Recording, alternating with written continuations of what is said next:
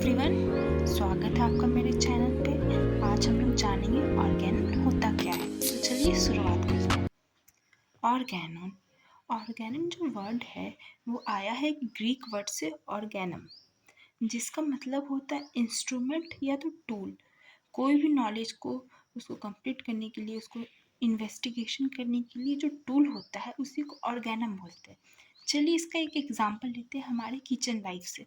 मान लीजिए हमारे किचन में सब्जी है, दाल है, चावल है, लेकिन हमें इसका रेसिपी ही नहीं पता।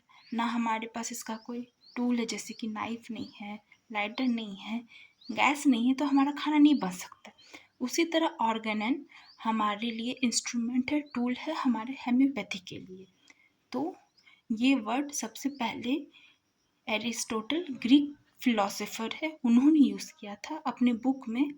उसका टाइटल था ऑर्गेनम। और इसके बाद एक इंग्लिश फिलोसोफर ने, लॉर्ड फ्रांस बैकॉन ने इसका यूज़ किया था अपने बुक में। जो लॉजिक पे था उसका नाम था नोवम ऑर्गेनम, जिसका मतलब होता है न्यू इंस्ट्रूमेंट ऑफ नॉलेज। मतलब कि किसी नॉलेज को कैसे इस्तेमाल करेंगे उसका न्यू इंस्ट्रूमेंट करके मतलब निकाला गया था। अब हैनेमैन ने क्या किया, ये दोनों को देख के बहुत इन्फ्लुएंस्ड हुए। Hahnemann was very much influenced by this two personality. तो उन्होंने एक टाइटल दिया और एक बुक बनाया जिसका नाम था ऑर्गेनन ऑफ मेडिसिन। तो ऑर्गेनन ऑफ मेडिसिन एक बुक है जो मेडिसिन पर बनाया गया है, और ये लिखा गया था late years of 18th century, और इसको माना गया है revolutionary book on medical philosophy.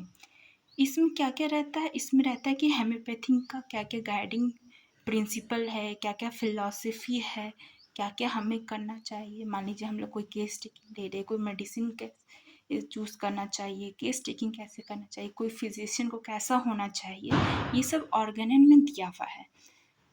तो ऑर्गेनन हेम्योपैथी के लिए बहुत इंपॉर्टेंट है। इसमें हम लोग को जानना ही होता है कि उसमें जो फिजिशियन को कैसा होना चाहिए, अनप्रिजुडाइज होना चाहिए, उनको पूरा नॉलेज होना चाहिए। ये नहीं कि खाली उनको क्योर करना है, उनको हेल्थ को रिस्टोर भी करना होता है। जैसे कि देखिए यहाँ पे एक लाइन है, practising homeopathy in its unique method and it is only possible by understanding the organon of medicine।